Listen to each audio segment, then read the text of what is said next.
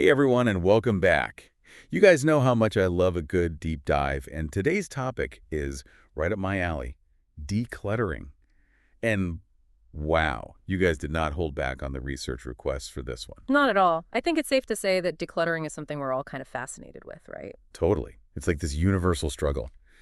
But here's the thing, it's more than just a tidy house, right? Like Yeah. way more. You hit the nail on the head, and that's what's so interesting about the research you've gathered. It really goes beyond the surface level of organized home, happy life. Right. And don't even get me started on those pristine Instagram-worthy pantries. Let's be real, folks. Most of us are dealing with a little or a lot of real-life clutter. Exactly. And that's where the approach in this research really resonates, I think. It acknowledges that getting organized can feel overwhelming, especially when you're starting with, shall we say, a bit of a clutter mountain. Okay, yes.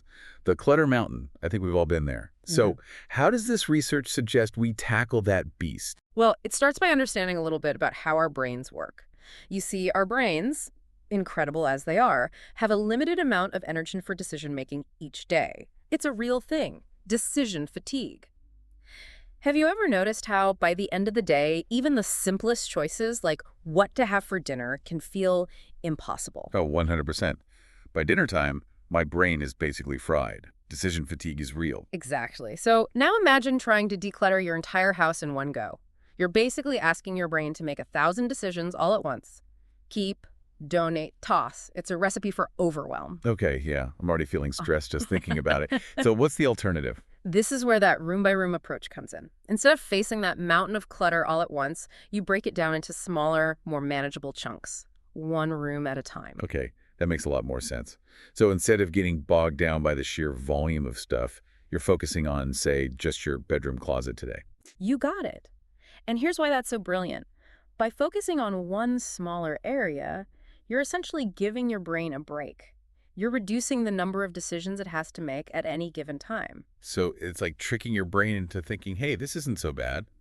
I can handle this one drawer, this one shelf. Precisely. And as you start to see progress in that one area, it creates a sense of momentum. Suddenly tackling the next room doesn't seem so daunting. It's like that feeling of accomplishment when you finally conquer that one junk drawer. Right. You're like, okay, I can do this. Exactly. And here's where it gets really interesting. This whole idea of decision fatigue and decluttering, it's not just about your physical space, it's about your mental space as well. Oh, now you're speaking my language. Yeah. Mental clutter is a whole other beast. We'll save that for later. For now, let's stick with this idea of physical clutter and why it matters so much. Like, beyond just the aesthetic of having a tidy home, what's the real impact of all that stuff on our minds? Well, it all comes down to this concept called cognitive load. Basically, it's the amount of mental effort it takes to process information.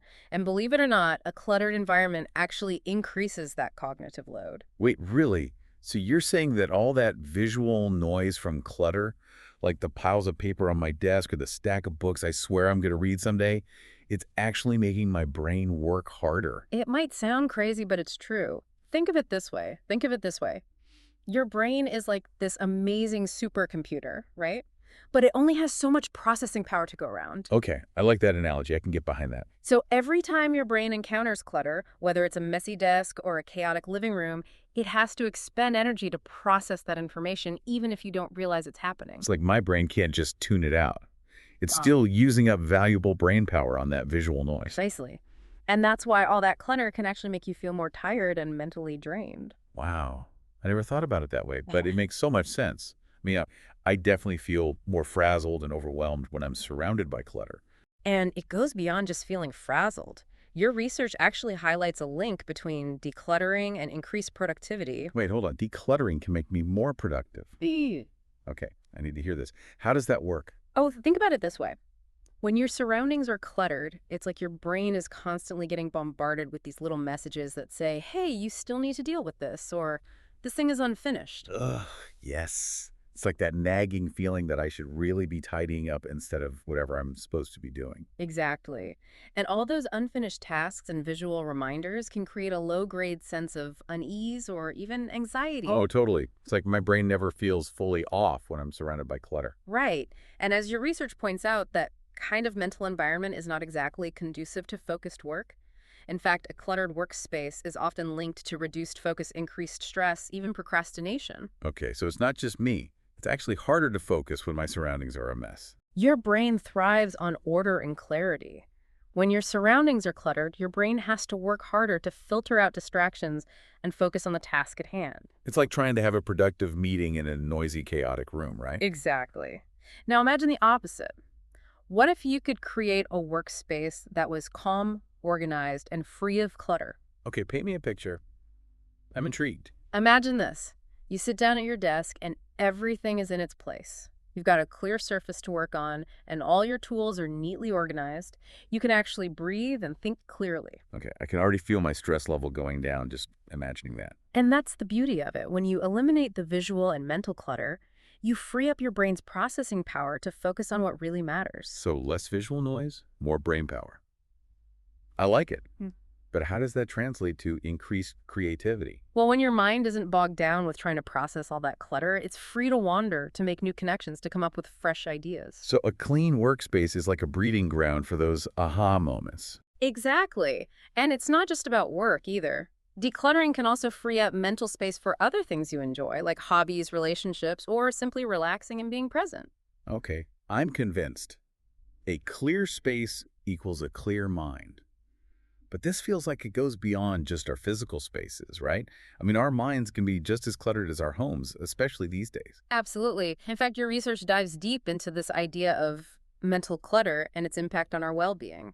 Okay, so let's talk about mental clutter. I think we can all relate to that feeling of having a million tabs open in our brains' to-do lists, or is that song we can't get out of our heads. Where do we even begin to tackle that kind of mess? Okay, so we've tackled the physical clutter, explored the hidden depths of mental clutter, and now for the million-dollar question, how do we actually clear out that mental mess? Because let's be real, just telling ourselves to think positive doesn't magically make it happen, right? You're telling, it's like trying to clean a messy room by just wishing it were tidy? Exactly. Yeah. So where do we even begin? With our physical spaces, we can just grab a trash bag and start tossing. But what about those cluttered corners of our minds? Well, the good news is that your research offers some really practical strategies for dealing with mental clutter, just like we talked about for physical clutter. And one that really stood out to me was journaling. Journaling. Okay, confession time. I've tried journaling in the past, Yeah. but I always get stuck. Like, what do I even write about? I hear you. It can definitely feel intimidating at first staring at that blank page. But here's the thing. Your research emphasizes that journaling isn't about perfect grammar or profound insights. It's more about creating a space to process your thoughts and feelings. So it's less about writing a masterpiece and more about just brain dumping whatever's swirling around up there. Exactly. Think of it like hitting Control plus Alt plus Delete on those mental pop-up ads, those thoughts that keep popping up at the most inconvenient times. I love that analogy. So instead of letting those thoughts just run rampant in my mind, I can give them an outlet place to hang out without distracting me. That's the idea.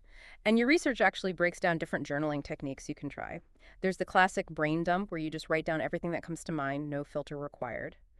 And then there's gratitude journaling, which focuses on shifting your mindset to a more positive frequency. Ooh, gratitude journaling. I've dabbled in that, and it does help shift the energy, right? It's powerful stuff. And it doesn't have to take hours of your time. Even a few minutes of daily gratitude journaling can have a big impact on your overall well-being. Okay, I'm sold. Journaling it is. But what about those times when we're feeling overwhelmed in the moment? Are there strategies for dealing with mental clutter in real time? Absolutely. And this is where mindfulness and meditation come in. I know those terms get tossed around a lot these days, but the research behind them is fascinating. Mindfulness has been a game changer for me, but I'm always curious to understand the why behind it. How can something so simple be so powerful? It's about training our minds to be present, to focus on what we're experiencing in the here and now rather than getting caught up in worries about the past or future. It's like hitting the pause button on that constant stream of thoughts and just allowing ourselves to be in the moment. Exactly. And the more we practice mindfulness, the easier it becomes to access that sense of calm and clarity, even when things get hectic. Okay, that makes sense. But easier said than done sometimes, right? Especially in our hyper-connected world.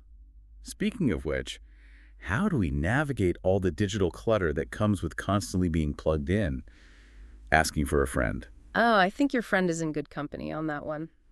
Digital clutter is a huge source of mental overload for many people. But the good news is your research offers some helpful strategies for what it calls a digital detox. Okay, I'll admit the words digital detox usually send me running for the nearest charger. But I also recognize how draining it can be to be constantly bombarded with notifications and updates. It's all about finding a balance, right? You don't have to go off the grid entirely. Your research suggests starting with small steps like designating certain areas as tech-free zones, like your bedroom or the dinner table. Okay, I can get behind that. I'm already picturing myself having an actual conversation with my family at dinner instead of scrolling through my phone. What a concept. It's about reclaiming your time and attention and directing it towards the people and activities that truly matter. This deep dive has been incredibly insightful. We've gone from decluttering our junk drawers to decluttering our minds. It's amazing how much our physical spaces and our mental spaces are connected. Absolutely. They're two sides of the same coin. Well said. Yeah. And on that note, we encourage you to continue exploring the transformative power of decluttering in all its forms. Until next time, happy decluttering.